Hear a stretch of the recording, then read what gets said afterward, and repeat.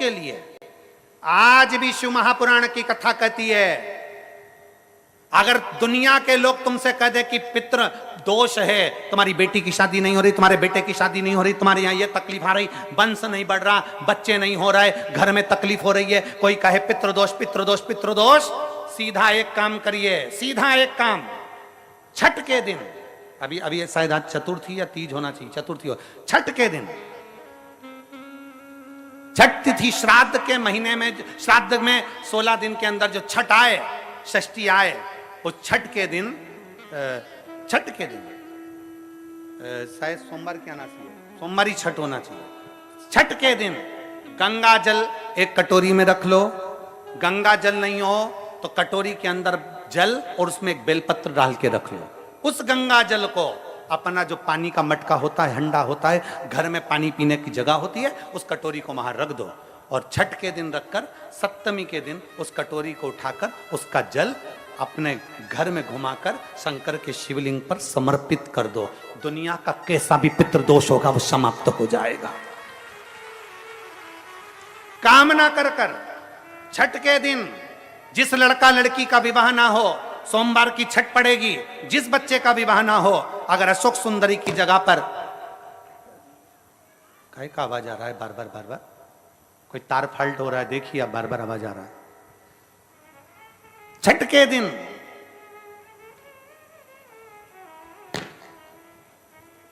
छठ के दिन अगर कोई लड़का लड़की का विवाह नहीं हो रहा है, शादी ना हो रहा है, तो उसके लिए छठ के दिन अशोक सुंदरी वाली जगह पर एक लाल फूल और शंकर जी के शिवलिंग पर एक सफेद पुष्प चढ़ाकर 5 बेलपत्र समर्पित कर कर एक लोटा जल अपनी कामना कर कर चढ़ाओ और जो बेलपत्री चढ़ाई है उसमें से एक बेलपत्री उठा कर ले आओ। बाबा संबंध पक्का कराकर ही रहेगा। अगला श्राद्ध जब आएगा, आप अपनी धर्म पत्नी के साथ मिलकर शिव की आराधना कर रहे हैं, आप अपने पति के साथ मिलकर शिव आराधना कर रहे हैं। श्राद्ध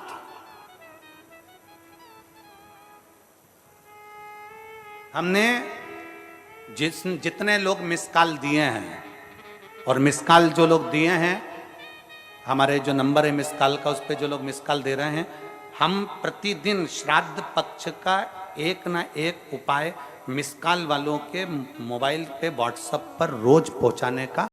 कभी आप सब लोग मोबाइल चलाते हो, यूट्यूब पर सर्च करिएगा, गूगल पर सर्च करिएगा, फेसबुक पे सर्च करिएगा कि गिलास के जल में और लोटे के जल में क्या अंतर होता है। गिलास का जल पीने से पेट में कितनी बीमारी आती है और लोटे का जल पीने से पेट की कितनी बीमारी जाती है, जरा नेट पर सर्च करिएगा।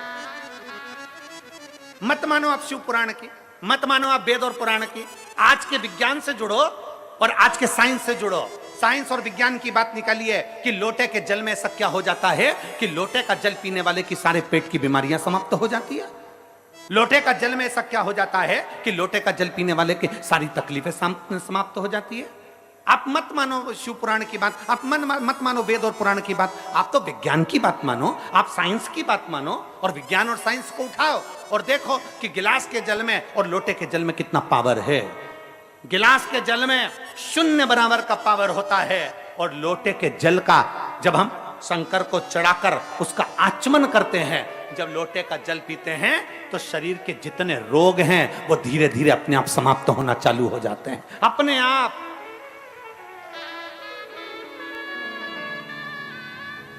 आजकल वैज्ञानिक का युग है, साइंस का युग है, तो निकालो ना अपना अपना मोबाइल खोलो और खोल कर देख लो, गूगल में सर्च करो, फेसबुक पे सर्च करो, निकालो उसमें कि लोटे के जल से होता क्या है, गिलास के जल से होता क्या है, गिलास का जल क्यों नहीं पीना चाहिए। शंकर भगवान को जब लोटे का जल चढ़ता है तो उसका आचमन करने से हमारी कितनी बीमारियां चली जाती है। पेट का ऐसा कौन सा रोग है, क्यों कहते हैं हम कि भगवान शंकर को चढ़े हुए जल का आचमन करो। कई लोगों की गांठें समाप्त हो गई, किसी की बच्चेदानी की गठान समाप्त हो गई, किसी की कोई गठान समाप्त हो गई। क्यों? तो भी तुम चाय पी रहे हो तो 1-2 बार अगर कंपटीशन एग्जाम में फेल भी हो गए तो फिर मेहनत करो, एक दिन सफलता तुम्हारे हाथ लगेगी जरूर।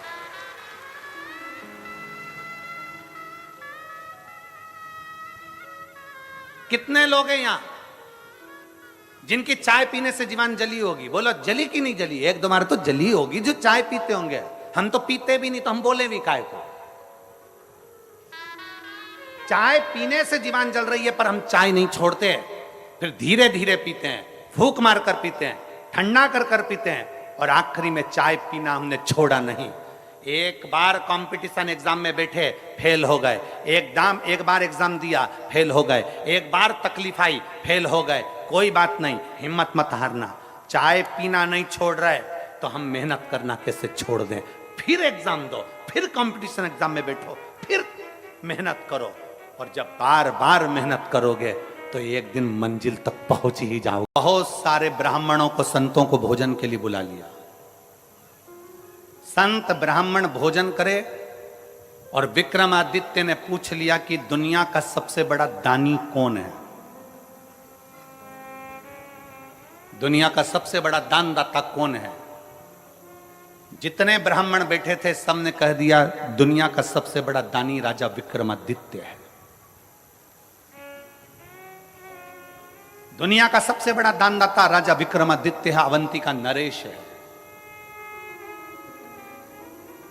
एक ब्राह्मण बैठा था, एक संत बैठा था, वो मुंह उतार कर बैठ गया।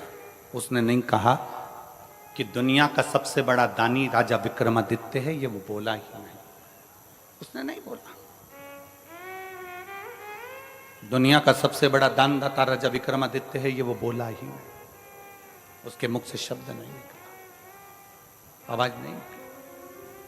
राजा विक्रमादित्य ने देखा कि ये बहुत देर से बैठा है, चुप होकर बैठा है, सबने बोला पर ये नहीं बोला है, इसका मुख उतरा हुआ है, इसका चेहरा उतरा हुआ है, जरा मैं इससे पूछूंगा जरूर, इसके मन में कुछ चल रहा है। राजा विक्रमादित्य ने उसको बुलाया और बुलाकर पूछा, क्यों ब्राह्मण देवता, सबने कहा कि दुनिया का सबसे बड़ा दानवीर राजा विक्रमादित्य है, पर आपने नहीं बोला, क्या बात है? आपके मन में कोई संशय है?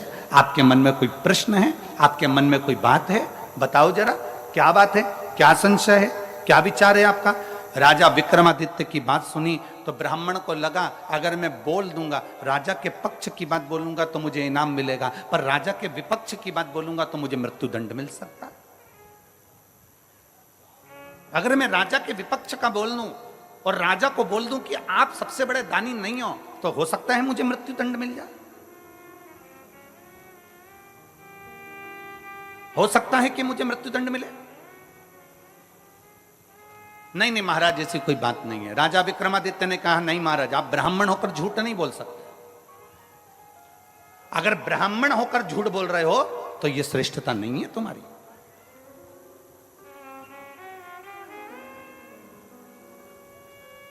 झूठ बोला था गौ माता ने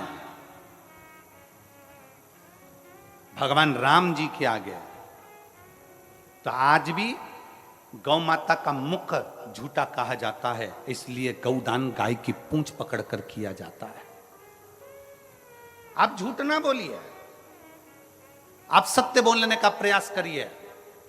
और गया क्षेत्र में एक बार झूठ बोला है ब्राह्मण देव ने कि सीता जी ने कोई पिंडदान नहीं किया है। मां जानकी जी का श्राप भी लगा है ब्राह्मण देवता। फाल्गु नदी ने झूठ बोला तो फाल्गु को भी श्राप लगा। आप झूठ ना कहिए, आप सत्य बोलिए। ब्राह्मण देवता ने मन में सोचा कि अंदर संकोच रखने से क्या फायदा। हमने अभी एक कथा में कहा था कि भोजन नहीं पचता है, भोजन नहीं पचता है तो बीमार कर देता है। भोजन नहीं पचा तो बीमार कर देगा।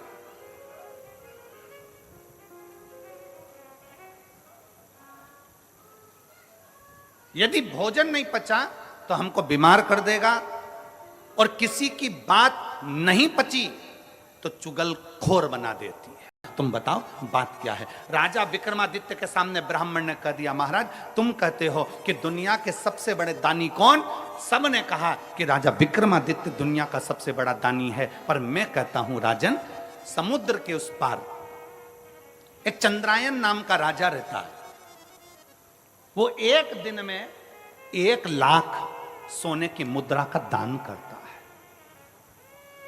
एक दिन में जब तक वो 1,00,000 सोने की मुद्रा का दान ना कर दे तब तक ना वो अन्न ग्रहण करता है ना वो पानी पीता है। राजा विक्रमादित्य ने सोचा कि ये ब्राह्मण बोला। राजा विक्रमादित्य ने फूल की माला ब्राह्मण को पिनाई, कहा तुमने हिम्मत तो करी है। जैसे कल वो बेटी ने प्रश्न लिखकर भेजे तो हमको अच्छा लगा, इसलिए हमने उस बेटी को यहां बुलाया कि कम से कम बेटी ने हिम्मत तो करी है, बोलने की सामर्थ्यता तो रखी है, लिखने की सामर्थ्यता तो रखी है कि मुझे राजा से मिलना है। राजा से मिले, बताया नहीं कि मैं राजा विक्रमादित्य अवंतिका नरेश हूं। जाकर कहा महाराज मैं अवंतिका नरेश हूं, ये नहीं कहा, ये नहीं बोल, कुछ नहीं बोल। जाकर कहा महाराज मुझे आपके यहां काम की जरूरत है, आप मुझे काम पर रख लेंगे क्या? मुझे यहां काम पर रख लेंगे, मुझे यहां काम दे देंगे आप? हुए तेल में 7 बार राजा विक्रमादित्य खोलते हुए तेल में बार बार गिर रहा था। 7 बार राजा विक्रमादित्य खोलते हुए तेल में जा रहा था। आखिरी में जब खोलते तेल में जाने लगा 8वीं बार, तब देवी ने उसका हाथ पकड़ लिया। अरे विक्रमादित्य तुझे चाहिए क्या, वो तो बोल। राजा विक्रमादित्य ने कहा मां तू मुझ पर दया करती है ना, तो जिस थैली में से तू 1,00,000 मुद्रा रोज देती है वो थैली मुझे दे दे मां, वो थैली मुझे दे। जिस 1,00,000 मुद्रा तू जिस थैली में से रोज देती है वो थैली मुझे दे दे। राजा विक्रमादित्य के हाथ में जगत जननी दुर्गा भवानी ने थैली दे दी। उसी समय मंदिर गायब हो गया, उसी समय मंदिर समुद्र में डूब गया, उसी समय पर सारी वो कड़ाव तेल का चले गया। इतनी देर में राजा विक्रमादित्य तो चले गए, इतने में चंद्रायन राजा आए। चंद्रायन राजा ने देखा क्या तो देवी का मंदिर ही नहीं है, समुद्र में चले गया, ना तो कोई खोलता हुआ तेल है ना कुछ है। राजा चंद्रायन घर पहुंचे और उनकी आंख में जल पड़ा था। पलंग पर सो गए, बीमार पड़ गए, चिंता में पड़ गए, मेरा नियम टूट जाएगा। मैं 1,00,000 सोने की मुद्रा दान करता था, मेरा पूरा की पूरा नियम आज समाप्त हो जाएगा। 1,00,000 सोने की मुद्रा दान करता था, आज मेरा पूरा नियम समाप्त हो जाएगा। पूरा पूरा क्या करूं मैं, क्या करूं, क्या करा जाए, कैसे करा जाए। बीमार पड़ा राजा, राजा बीमार, पूरे नगर में सूचना हो गई, पूरे नगर में, पूरे नगर। और पूरे नगर में जब सूचना हुई, पूरे नगर में जब सूचना हुई, सारे नगर में सूचना पहुंच गई। और पूरे नगर में जब सूचना पहुंची, सूचना होने पर मालूम पड़ा कि राजा बीमार पड़ गया। विक्रमादित्य राजा के पास में पहुंचे और राजा विक्रमादित्य ने कहा महाराज आप बीमार क्यों पड़े हो? राजा चंद्रायन ने अपनी पूरी बात बता दी। विक्रमादित्य ने कहा महाराज बीमार मत होइए, ये सोने की थैली लीजिए, रोज 1,00,000 मुद्रा इसमें से निकाल लीजिए, दान कर दीजिए। राजा चंद्रायन ने पूछा विक्रमादित्य से तुम्हारे पास ये थैली कैसे आ गई? महाराज जब आप मुझे सुबह अपने साथ लेकर गए, मैं दरवाजे पर खड़ा था, मैंने देखा आप खोलते हुए तेल में उकल रहे थे, चीख रहे थे, आपका दर्द मुझसे सहन नहीं हुआ, इसलिए देवी माँ की आराधना कर कर वो थैली में आपके लिए लेकर आ गया। ये लो थैली आपके पास में रखिए। वो थैली मन चिल्ला कर बोला कि राजा विक्रमादित्य जैसा दानी दुनिया में कोई नहीं हो सकता। अगर वो थैली तकलीफ में शामिल हो जाएं, आप किसी के कष्ट को थोड़ा कम कर दीजिए, किसी के यहाँ जाकर उसके दुख को कम कर दीजिए, किसी के कष्ट को कम कर दीजिए तो दुनिया के दानी कहलाओगे। इसलिए शंकर भगवान को ओघड़ दानी कहा जाता है। शिव जी को ओघड़ दानी इसलिए कहते हैं क्योंकि मेरा भोलेनाथ 1 लोटा जल चढ़ाने वाले का दुख नहीं देख सकता, उसका दुख तुरंत काट देता है, इसलिए उसको ओघड़ दानी कहते हैं। मेरे शंकर भगवान को उघड़दानी इसलिए कहा जाता है क्योंकि वे दूसरे का दुख नहीं देख सकते, दूसरे की तकलीफ नहीं देख सकते, दूसरे का दर्द नहीं देख सकते। जो शंकर जी के मंदिर में गया, गरीब है अमीर है जैसा है, शिव को एक लोटा जल चढ़ाता है तो उसके दुख को वो काट देता है, उसके दर्द को वो मिटा देता है। आता रहता है शंकर के शिवलिंग पर एक लोटा जल चढ़ाता रहता है, एक ना एक दिन बाबा उसका हाथ पकड़कर उसको मंजिल तक पहुंचा जरूर है।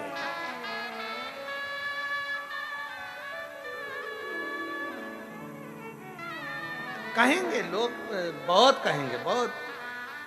अब तो दुनिया के लोग तो दुनिया तो समझ लेना पक्का झूठ बोल रहा है, क्योंकि व्यक्ति को अपना कर्म जरूर करना पड़ता है, व्यक्ति को अपनी मेहनत जरूर करना पड़ता है।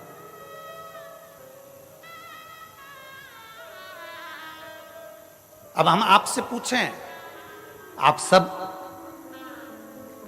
अपना अपना गांव छोड़कर, नगर छोड़कर, घर छोड़कर बहुत दूर गाड़ियां खड़ी करवा दी और पैदल चलकर कथा के पंडाल में पहुंचे। मेहनत करी कि नहीं करी, कर्म करा कि नहीं करा?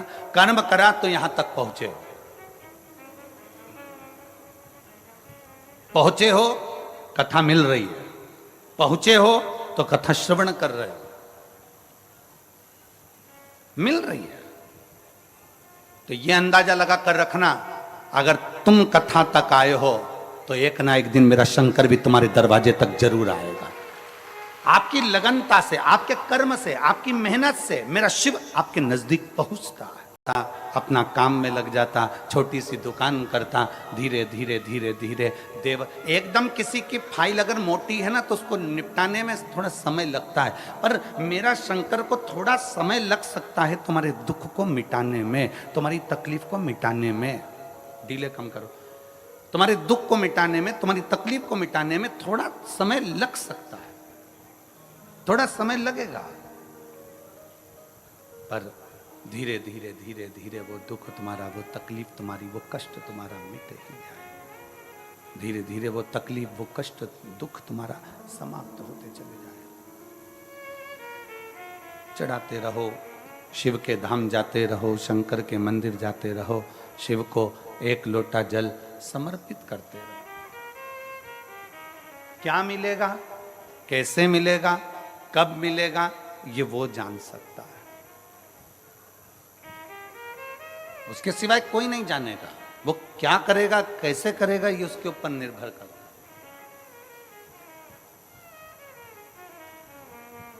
और पतंग, कोई कहे ये करो, कोई कहे वो करो, कोई कहे ऐसा करो, कोई कहे वैसा करो। आप भटकना छोड़ दो, आप तो एक काम करो, सारी समस्या का हल एक लोटा। आप क्यों भटक रहे, किसके लिए भटक रहे?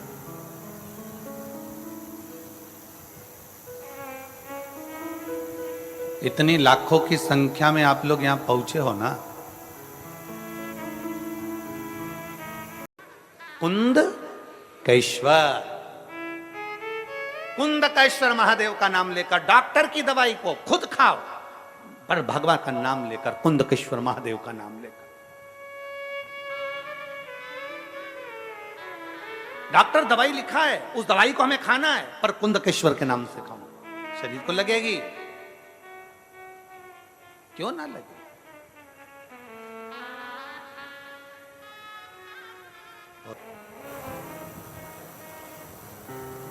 जिस पितृपक्ष में पितृदेव और महादेव दोनों एक साथ कृपा बरसाते हैं और जीव का कल्याण कर जाते हैं, दोनों एक साथ। आपका एक अन्न का दाना, आपका दिया गया एक अंश दान कितने लोगों का पेट भर रहा है, कितने लोगों को सुख प्रदान कर रहा है। आपके पानी की एक बोतल कितने लोगों को सुख प्रदान कर रही है। जरूरी नहीं कि बहुत बड़ा है कि जिंदा हो जब तक अपने मोबाइल की डीपी बदलते रहो। निपट जाओगे तो एक ही फोटो दीवार पे टंग जाएगा, बदल ही नहीं पाओगे। भागीरथ जी को पुकारा गंगा जी ने, भागीरथ भागीरथ भागीरथ जी आए, बोलो मां, अरे मुझे बाहर तो निकालो। गंगा जी तुम तो कह रही थी कि मुझे कोई समा नहीं सकता, क्षमा मांगती हूं। ऐसी वाणी ना बोलिए कि बाद में डब्बे में ही भर दिया जाए।